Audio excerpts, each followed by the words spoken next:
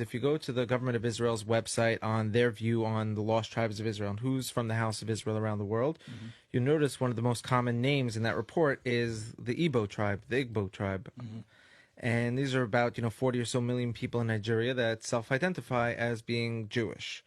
And now there's, 60 Orthodox communities in there who have converted and are practicing Judaism. And the leader of the Igbo people ruling over them is trying to, create an independent Jewish state. And they have a whole Jewish revival going there. It's fascinating. And the government of Israel is loving it and they're supporting it. And Jewish people are making documentaries about it. And it's like the most exciting thing ever. And it's giving people a lot of biblical renewal. I just had a Lyft driver yesterday telling me about all this, and I was kind of like, all right, what?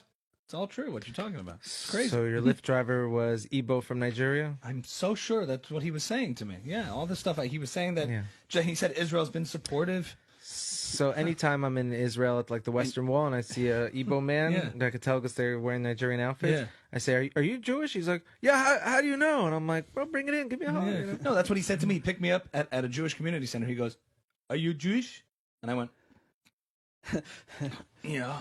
He goes, this place, is this house of worship or this is what is this place? And I told him what the JC.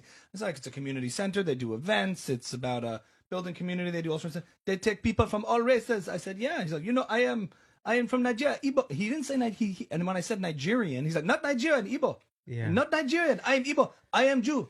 I am Jew. And we're trying to do what Israel did. They're supporting us. And he started going on this whole thing. Yes, because Nigeria is just a name that the British threw onto the amalgamation of a bunch of different tribes there that destabilized the region and led to a genocide and a Holocaust of the Igbo people.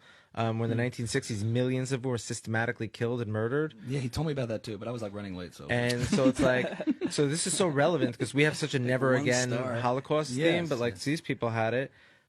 But what is mind-boggling to me, which I can't imagine why this is not in the news and not spoken about, is that a large chunk, more than a fourth of the transatlantic slave trade came specifically from this one tribe.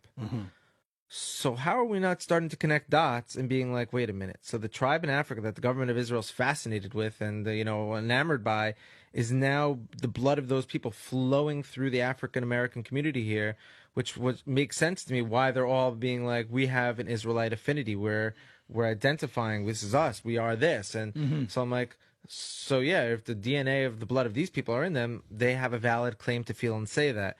Where it goes wrong then is where spiritual bullies come and hijack that reality into forming cults that create hate, and etc. So those are the people I battle. I'm not battling the reality that you could be from the house of Israel.